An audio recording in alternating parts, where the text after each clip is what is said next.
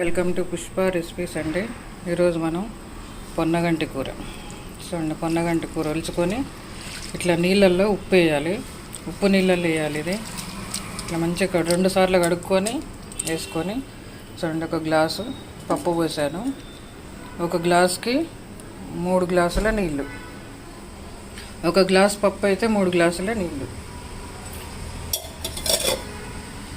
పప్పు తాలింపు, 1 స్పూను నూనె, 1 స్పూను నెయ్యి.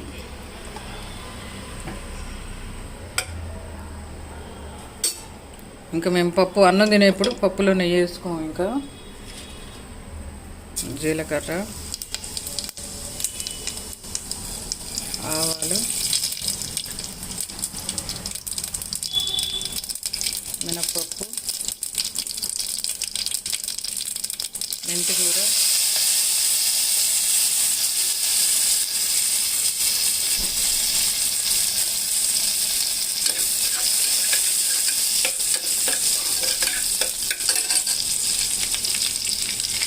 కరివేపాకు,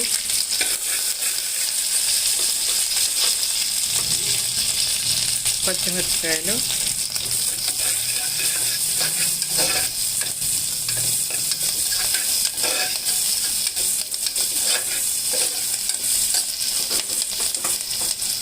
ఉల్లిపాయలు,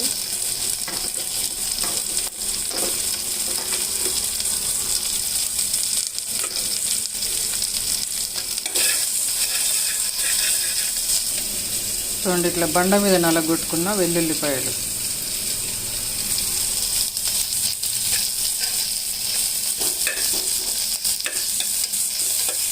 వెల్లుల్లి మంచిగా వేగాలి.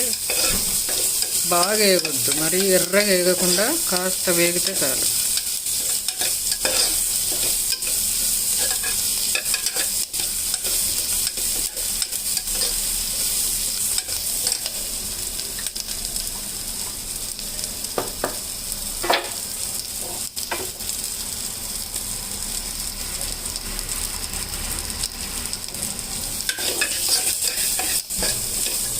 ఎల్లిపాయ నెయ్యిలో వేగేసరికి ఎంత మంచి వాసన వస్తుందండి పప్పు.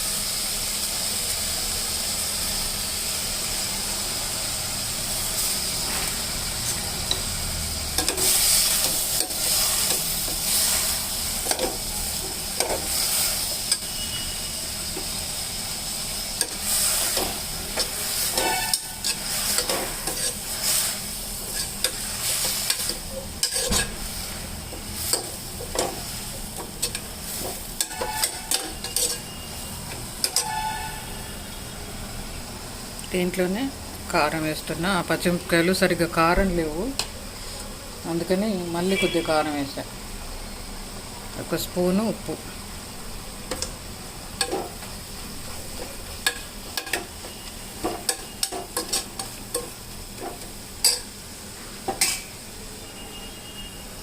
పప్పు కడిగి 1కి 3 నీళ్ళు పోసుకున్నాం.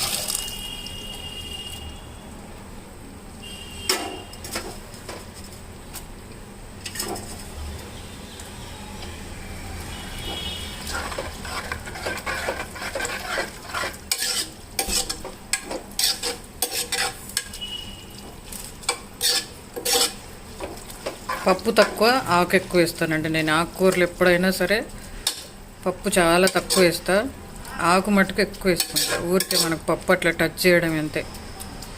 మనకు మెయిన్ కావాల్సింది ఆకుకూరలు, అందుకని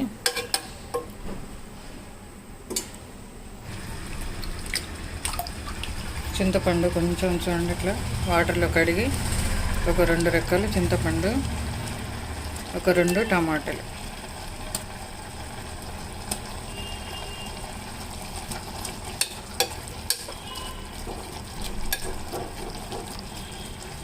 రెండు రెక్కలు చింతపండు, 2 టమాటాలు, తర్వాత కొత్తిమీర. చూడండి, కొత్తిమీర వేసాను, అంతే. 3 విజిల్స్ వచ్చిన తర్వాత ఆపేసుకోవడమే.